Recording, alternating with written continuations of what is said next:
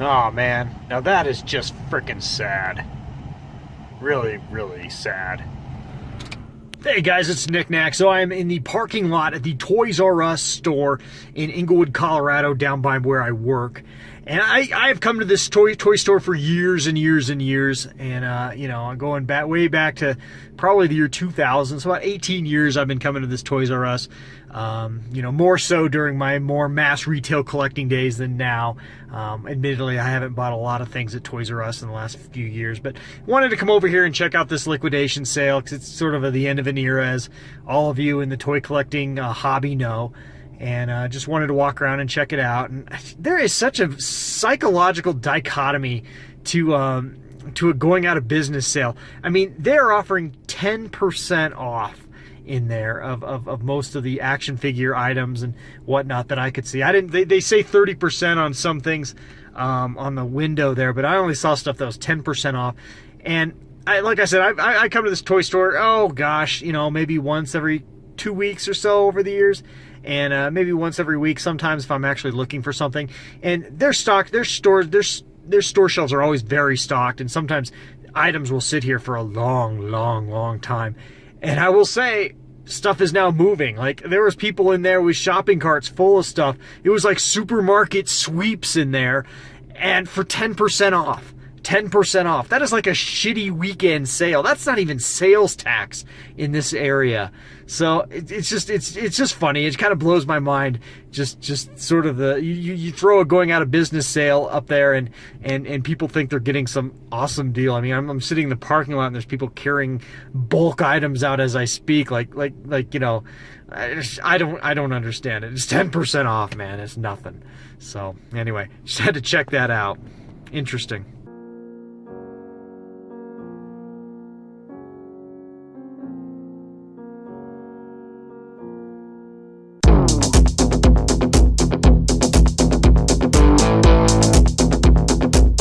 Knick-Knack's Plastic Planet.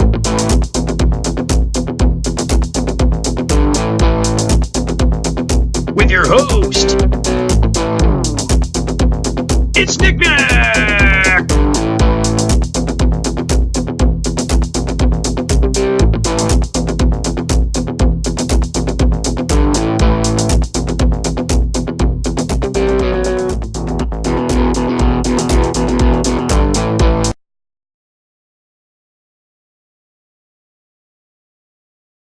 Hey, welcome back inside of the Plastic Planet. I am your host, Knick-Knack, and this is our 25th transmission of Knick-Knack's Plastic Planet. So, you know what? It's sort of a milestone, I guess, so to speak. Not too much, honestly. I've been at this since October, early October, so right around, 6 months or so. And, you know what? I'm not going to do a hell of a lot tonight to mark this occasion, other than to note it and to thank all my subscribers that have been with me since the very, very beginning. Thank you very, very much. And as always, to thank those that have joined us along the way as well. Thank you to you guys as well. And I love having these, I love doing these videos, and I love showing off this hobby to you guys and sharing my joy that I get from all this plastic crap that I'm surrounded with. It's always a good time.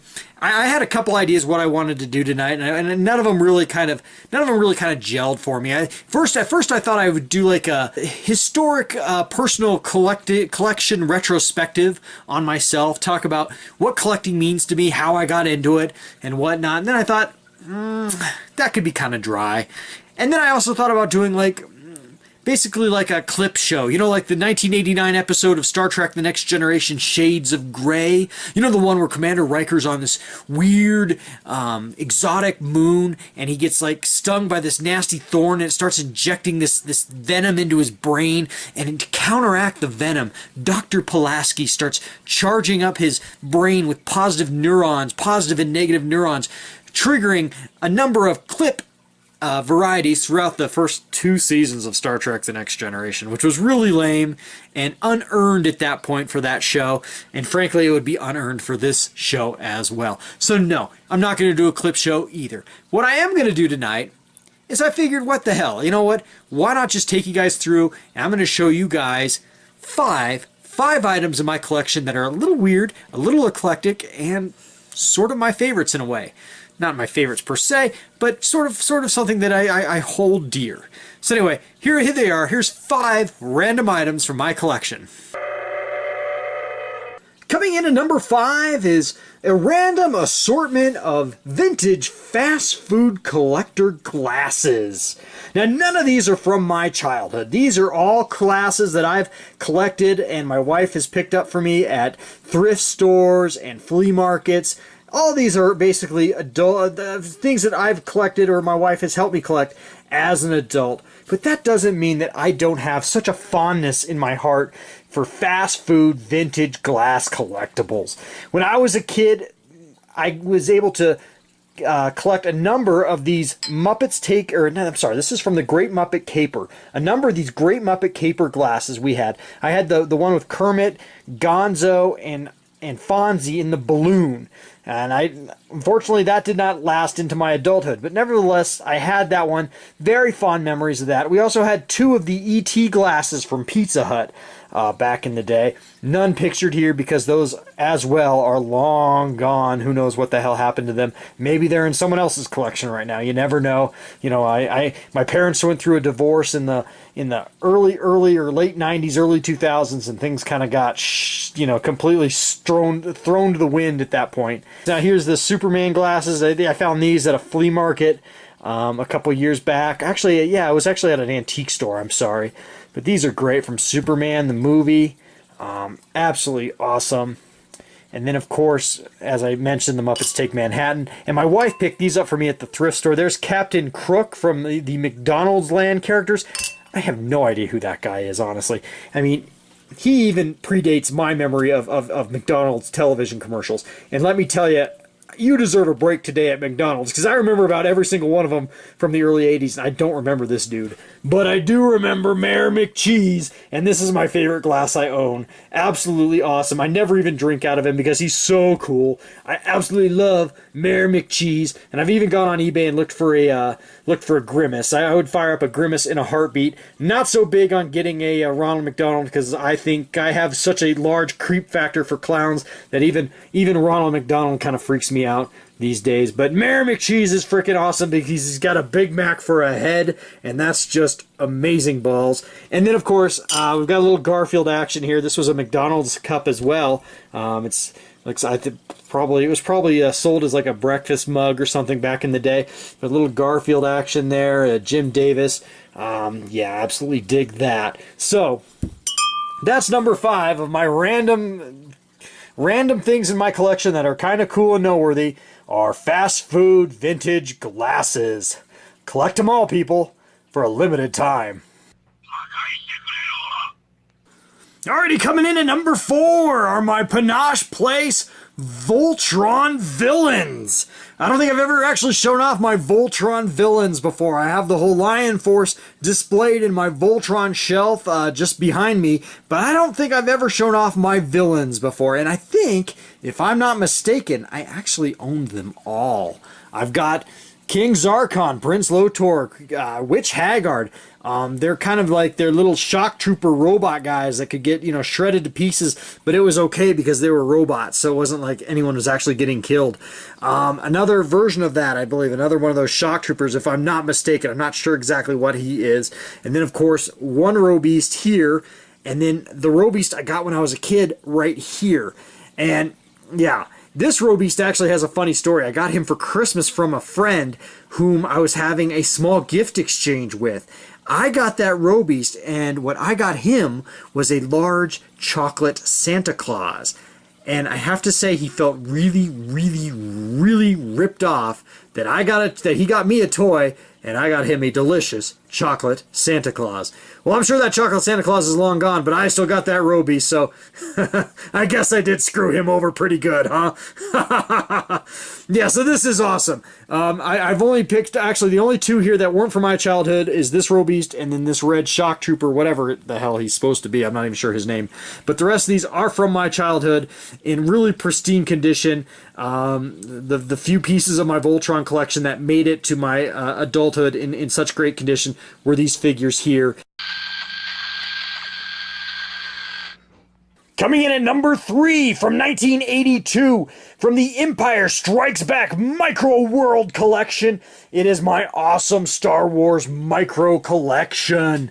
Look at the Hoth playset I have here. Now this one is actually incomplete. There was a whole nother set that came with this. It came with the Rebel turrets and whatnot, and I've actually strewn together a couple pieces from that set from when I was a kid, through trades with friends and whatnot. So this is such a hodgepodge here.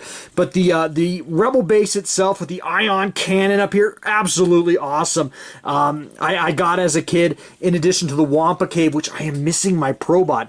And I'm missing my Probot from my adulthood. I know I had him as an adult. I had him just as of a couple years ago. I don't know where he is, and I'm very upset about that. But nevertheless, completely awesome. This is an amazing play set. I love these things so much. I actually need to find a better place to display these in the Plastic Planet, because they are so awesome. And then, of course, my pride and joy of this collection, and that's the Bespin World play set. Oh, so awesome. So amazing. Put him in. Oh, wait. I love you. I know. Yeah! That's my awesome impression of the carbon freeze chamber. He's alive and in perfect hibernation. So sweet. I love this set. This set is so cool, even though it doesn't stand up on its own. And then, of course, you've got the reactor chamber with Luke dueling off with Darth Vader, and then he can get blown through, the window here, which doesn't really work anymore, but totally awesome. And the reactor core in Bespin as Luke duels for his life, loses his hand, and then Darth Vader reveals to him the deep, dark secret. What happened to Luke's father? Absolutely awesome. I love this set so much, if you can't tell. This is definitely number 3, if not number 1. It honestly should be number 1.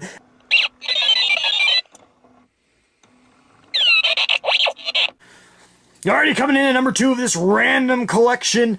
Countdown is one of the very, very first collectibles I was received as a child for my 5th birthday. My parents took me to Sears because, well, my dad worked at Sears and we bought everything at Sears. I even had Sears underwear up until probably high school. Always knew the Sears logo was on everything we owned. So we went to Sears for my 5th birthday, and I got to pick out a vintage, well, it wasn't vintage at the time, it was quite new, a Star Wars ship from the rather large display of Star Wars collectibles they had on hand. Now, I remember very, very vividly there was an X-Wing fighter and there was the TIE fighter. And I was 5 years old, and I actually had some buyer's remorse after the fact, because I actually really wanted the X-Wing, which I later got for my 6th birthday a year later, but I actually picked out this very, very TIE fighter you see in front of us. And this thing is just completely beat to shit, as you can see. No repro labels here, guys. This is the original stuff. This is my very first Star Wars ship I ever owned, and I still have it. The battery compartment is completely shot to shit. You can see all that yellowing and all that grossness there. There's no way this thing would probably ever work again. I doubt the connectors are even good. I bet there's battery acid up the yin-yang in there. Again, look at the decals just completely almost falling off at this point. Look inside. I can actually can remember when the lever itself broke off, and it broke off many, many years ago, probably before my 6th birthday. And I'm amazed that I kept this thing together, because the wings randomly fall off. This thing is a heap, but it is a very, very special heap, because it was my very, very first Star Wars toy I remember getting as a kid.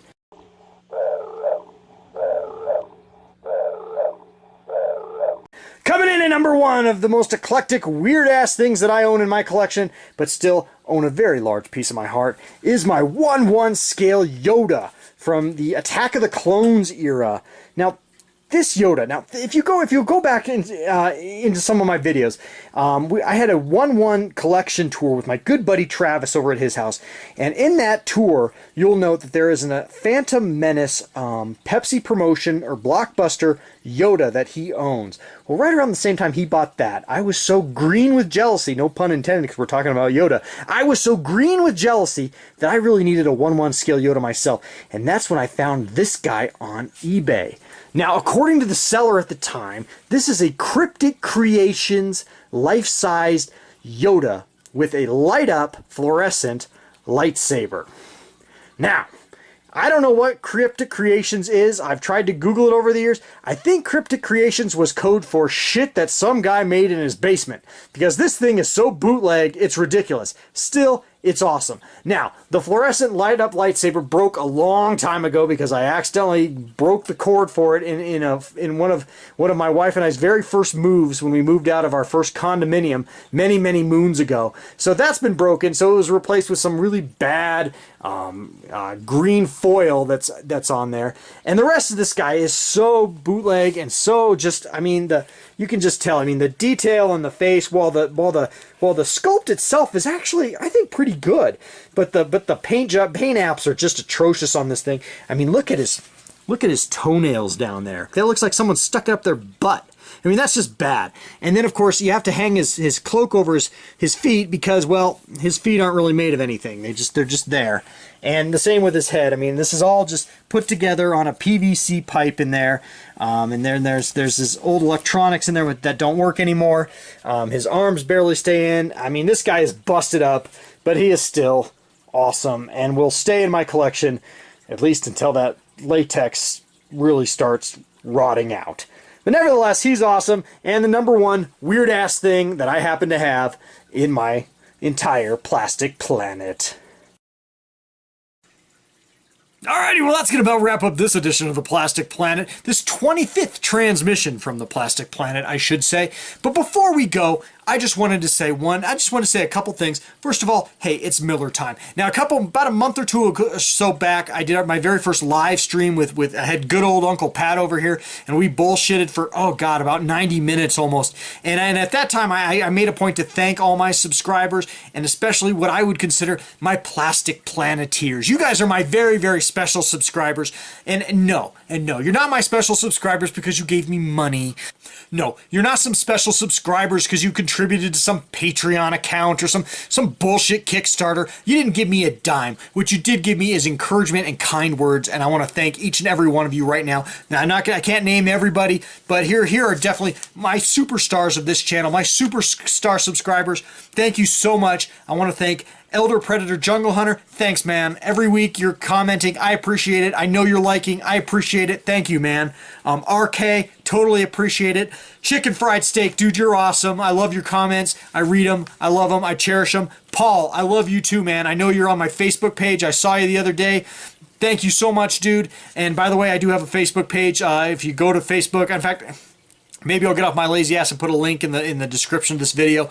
So you follow me on Facebook. Not that there's a lot of action going on there, but you know what? You will know through Facebook when I drop a new video within 24 hours of that happening. So that's good. And hey, if you want to know via YouTube, go ahead and just click that bell. Click that bell right now, and then you'll know whenever a new Knick-Knack's Plastic Planet video drops, you'll be first on the scene. So yeah, so thank you, Paul. Thank you, Vito Versetti. I hope I pronounced your name right. Very nice comment the other day. Thank you so much, man. Retroforce, thank you. So many thoughtful comments as well. Robert, just a fan, dude. You're a fan, and I love you, so thanks for watching. JKNO, thank you so much. Scott R, dude, I know you from high school. Thank you, man. You're always encouraging me, and I really appreciate it. Marco Espinoza, one of my very first commenters, one of my very first subscribers. Thank you, Marco. Your encouragement has always been appreciated. And Blazing Mewtwo, dude, I checked out some of your stop-motion Transformer stuff the other day. Very awesome, Blazing Mewtwo. Check out his channel if you get a chance. He's a cool dude. He does a lot of stuff with Masterpiece Transformers. Very, very cool. And then, of course, I want to thank my work buddies. I did this the other day as well, or the other last month, I should say, during the streaming video as well, but good buddies, Mike and Ryan from work. Thank you guys. You guys are always watching and always giving me encouragement. And, of course, you got to thank Big Uncle Pat. Thanks, Uncle Pat. We're going to have him on again real soon. And, of course, my lovely, lovely wife and children as well. So, anyway, that's going to wrap up this edition of The Plastic Planet. If I haven't said enough already, please like and subscribe. And, you know what? We'll be back at it next week. I'm still working on getting The Plastic Planet all updated, all looking awesome. It's taken so long. It's been such a drag, but it's going to be really, really worth it in the end. As you can see, I'm still broadcasting, still recording from down inside of the archive room, which actually looks really good down here. I'm really digging it. This was a lot of work. This was 2 weekends of work, and it was well worth it. So, yeah. Anyway, that's going to wrap things up. Hey guys, take it easy. Until next time, you know what? Go out and buy something awesome. Just do it, man. It's fun. All right. Cheers, guys.